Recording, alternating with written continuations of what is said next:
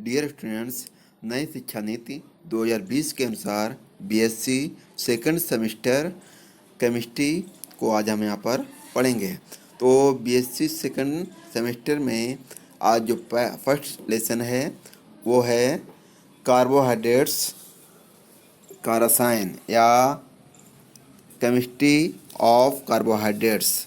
तो इस चैप्टर के जितने भी बहुविकल्पी प्रश्न हैं उनको हम यहाँ पर पढ़ेंगे। तो सबसे पहला यहाँ पर क्वेश्चन है, ग्लूकोज का कौन सा कार्बन एनोमेरिक कार्बन कहलाता है। तो ग्लूकोज का फार्मूला होता है C6H12O6, जिसमें पूछा गया है कि एनोमेरिक कार्बन कौन सा है। तो ग्लूकोज का कौन सा कार्बन, तो यहाँ पर जो ग्लूकोज होता है, ग्लूकोज का C1 से C5 पर ये जुड़ता है। तो इसके अकॉर्डिंग यहाँ पर जो पहला क्वेश्चन नंबर पहले का आंसर हो जाएगा C1, क्योंकि जो ग्लूकोज का एनोमेरिक कार्बन होता है वो C1 से C5 पर जुड़ता है। तो C5 यहाँ पर दिया नहीं है, तो इसलिए हमारा जो राइट आंसर हो जाएगा वो ऑप्शन नंबर बी हो जाएगा। अब हम देखेंगे नेक्स्ट सेकंड क्वेश्चन है, मूत्र में शर्करा के परीक्षण के लिए कौन सा अभिकर्मक प्रयोग किया जाता है। तो आम भाषा में जो मूत्र में शर्करा के बढ़ने से उसको हम कहते हैं डायबिटीज। तो मूत्र में शर्करा के परीक्षण के लिए कौन सा अभिकर्मक प्रयोग करते हैं। तो यहाँ पर ऑप्शन 4 दिए हैं, क्षारीय, केमनोफोर, वायर अभिकर्मक, फेलिंग अभिकर्मक, टालेन अभिकर्मक। तो यहाँ पर जो हमारा राइट आंसर होगा वो होगा फेलिंग अभिकर्मक। तो यहाँ पर जो हमारा राइट आंसर हो गया ऑप्शन नंबर सी, फेलिंग अभिकर्मक से हम डायबिटीज का परीक्षण करते हैं। नेक्स्ट क्वेश्चन है क्वेश्चन नंबर 3, निम्न में से कौन सी पॉलीसेकेराइड जंतुओं में पाई जाती है। तो यहाँ पर ऑप्शन 4 दिए हैं, सेलुलोज, एमाइलोज, ग्लाइकोजेन और एमाइलोपेक्टिन। तो यहाँ पर जो हमारा राइट आंसर होगा वो ऑप्शन नंबर सी हो जाएगा, क्योंकि जो पॉलीसेकेराइड होते हैं जंतुओं में वो ग्लाइकोजेन नाम से जाने जाते हैं। तो ऑप्शन हमारा यहाँ पर सी हो जाएगा। नेक्स्ट क्वेश्चन देखते हैं, यहाँ पर दिया है, मोनोसैकेराइड में एल्डिहाइड समूह उपस्थित है तब इसे कहते हैं। जब मोनोसैकेराइड में एल्डिहाइड समूह उपस्थित होता है तो उसे हम एल्डोस कहते हैं। अगर मोनोसैकेराइड में कीटो ग्रुप अगर उपस्थित होता है तो उसे हम क्या बोलेंगे, कीटो कहेंगे। अब हम देखेंगे नेक्स्ट क्वेश्चन नंबर 5, सुक्रोज को सांद्र HNO3 के साथ गर्म करने पर बनता है। तो यहाँ पर जो सुक्रोज होती है, सुक्रोज का भी फार्मूला क्या होता है,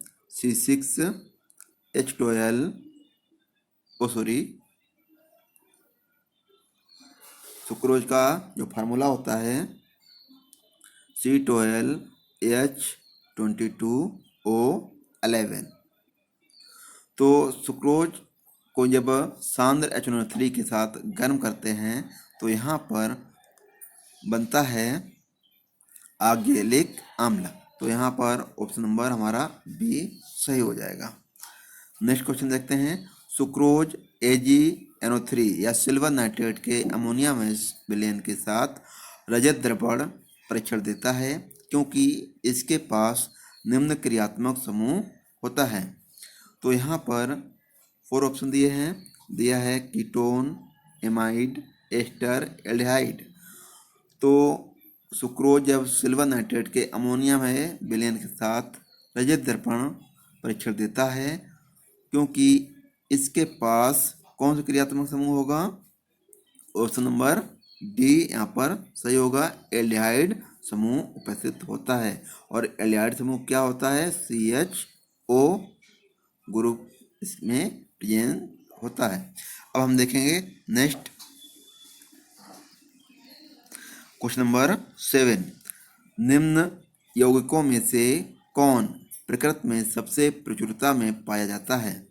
तो कौन पाया जाता है? Starch, cellulose, sucrose, glucose. ये जो लिखा है सेलुलोज, तो ये जो हमारा यहाँ पर option number B right answer हो जाएगा कि जो नेचर में सबसे प्रचुरता में पाया जाता है वो क्या होता है? सेलुलोज होता है। Next question number 8, alpha D plus glucose तथा बीटा डी प्लस ग्लूकोज हैं, तो यहाँ पर जो हमारा राइट आंसर हो जाएगा कौन सा होगा? एनेंशियोमर, क्योंकि अल्फा डी प्लस ग्लूकोज और बीटा डी प्लस ग्लूकोज दोनों एक दूसरे के क्या हैं? एनेंशियोमर होते हैं। ऑप्शन नंबर बी यहाँ पर राइट आंसर है। अब हम देखेंगे नेक्स्ट क्वेश्चन, निम्न में कौन सा यौगिक टालेन अपकर्मा को अपचयित करता है? तो ऑप्शन नंबर हमारा यहाँ पर सी हो जाएगा, ग्लूकोज को। नेक्स्ट क्वेश्चन देखते हैं, ग्लूकोज एवं फ्रक्टोज कौन सी समाव्यवस्था प्रदर्शित करते हैं? तो यहाँ पर हम देखते हैं कि ग्लूकोज में एल्डिहाइड ग्रुप होता है जबकि फ्रक्टोज में कीटोन ग्रुप होता है। तो दोनों में क्या है? फंक्शनल ग्रुप का अंतर है। तो यहाँ पर ये क्रियात्मक समूह इसका राइट आंसर हो जाएगा। तो क्वेश्चन नंबर 10 का जो राइट आंसर है वो हो जाएगा ऑप्शन नंबर बी, क्रियात्मक या फंक्शनल आइसोमेरिज्म। नेक्स्ट क्वेश्चन देखते हैं, क्वेश्चन नंबर 11, निम्न में से कौन डाइसैकेराइड हैं? तो यहाँ पर सुक्रोज, माल्टोज, लैक्टोज ये सभी। तो यहाँ पर जो हमारा राइट आंसर हो जाएगा ये सभी, क्योंकि डाइसैकेराइड में सुक्रोज, लैक्टोज, माल्टोज ये सभी आते हैं। तो इसलिए हमारा जो राइट आंसर होगा ऑप्शन नंबर डी हो जाएगा। नेक्स्ट क्वेश्चन देखेंगे, क्वेश्चन नंबर 12, निम्न में से कौन सेलुलोज द्वारा नहीं प्राप्त होता है? क्या रेयान, इंसुलिन, गन काटन या पेपर? तो यहाँ पर जो हमारा राइट आंसर होगा वो होगा इंसुलिन। इंसुलिन क्या होता है? यहाँ पर सेलुलोज से प्राप्त नहीं होता है। अब हम देखेंगे नेक्स्ट क्वेश्चन, स्तनधारियों के दूध में कौन सी शर्करा पाई जाती है? तो ऑप्शन 4 दिए हैं यहाँ पर,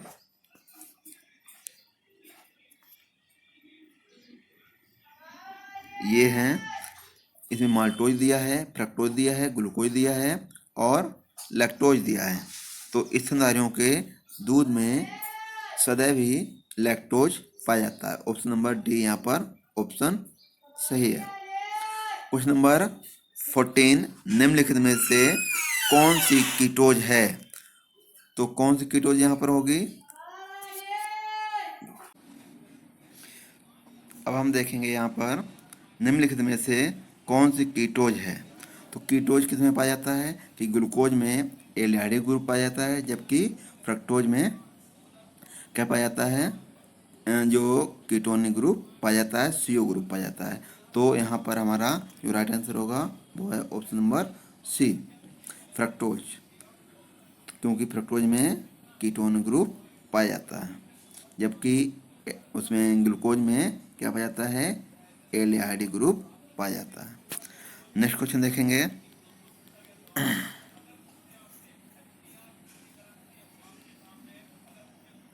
क्वेश्चन नंबर 15, निम्नलिखित में से कौन सी डाइसैकेराइड परवर्ती ध्रुवण गोलीय नहीं है? तो यहाँ पर जो हमारा 4 ऑप्शन दिए हैं, माल्टोज, लैक्टोज, सुक्रोज, सेला वायोज। तो यहाँ पर जो 15 का राइट आंसर होगा वो होगा ऑप्शन नंबर सी, सुक्रोज। तो ऑप्शन नंबर यहाँ पर सी इसका राइट आंसर है। नेक्स्ट क्वेश्चन है,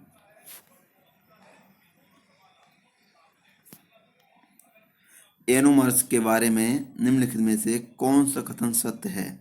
एनोमर्स अप्रतिबिंबी समवैवी हैं, एनोमर्स प्रतिबिंबी समवैवी हैं, एनोमर्स संवैधानिक समवैवी हैं, एनोमर्स ज्यामितीय समवैवी हैं। तो यहाँ पर जो राइट आंसर होगा हमारा वो होगा ऑप्शन नंबर ए, एनोमर्स अप्रतिबिंबी समवैवी होते हैं। तो ऑप्शन ए यहाँ पर राइट आंसर हो जाएगा। नेक्स्ट क्वेश्चन देखते हैं, क्वेश्चन नंबर 17, निम्न में कौन शर्करा फेलिंग विलेन के साथ परीक्षण नहीं देती है? तो ऑप्शन यहाँ पर 4 दिए हैं, जिसमें ग्लूकोज, लैक्टोज, सुक्रोज और इनमें से कोई नहीं। तो 17 का जो राइट आंसर है वो है सुक्रोज। तो यहाँ पर जैसे कि यहाँ पर बताया गया शर्करा फेलिंग विलेन के साथ परीक्षण नहीं देती है, तो सुक्रोज जो है फेलिंग विलेन के साथ कोई भी परीक्षण नहीं देती है, कोई रिएक्शन नहीं होता है। नेक्स्ट क्वेश्चन देखते हैं, गन्ने की शर्करा को निम्न में से किसके द्वारा ग्लूकोज एवं फ्रक्टोज के मिश्रण में परिवर्तित किया जा सकता है। तो यहाँ पर एक एंजाइम पूछा गया है जिसमें जाइमेज एंजाइम होगा, इन्वर्टेज एंजाइम होगा, कि माल्टेज एंजाइम होगा, कि मैनेज एंजाइम होगा।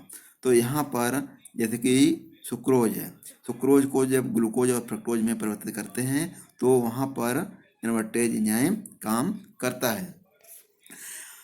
इस तरह यहाँ पर ये 18 क्वेश्चन थे और वो कंप्लीट होते हैं। और इसी जो 18 क्वेश्चन है उसमें जैसे बोला गया है कि सुक्रोज को, इसको हम समझेंगे कि सुक्रोज का फार्मूला होता है C12H22O11। तो इसको हम बार्टक से जब क्रिया कराते हैं तो हमें क्या प्राप्त होता है, यहाँ पर हमें प्राप्त होता है C6H12O6 प्लस C6H12O6। तो पहला ये ग्लूकोज हो गया और ये फ्रक्टोज हो गया। तो यहाँ पर ये सुक्रोज है, सुक्रोज के साथ जब की क्रिया करते हैं तो यहाँ पर इन्वर्टेज एंजाइम काम करता है। क्या करता है, इन्वर्टेज एंजाइम काम करता है। और जब ग्लूकोज से जब हम अल्कोहल बनाते हैं तो कौन सा काम करता है, यहाँ पर जाइमेज एंजाइम काम करता है।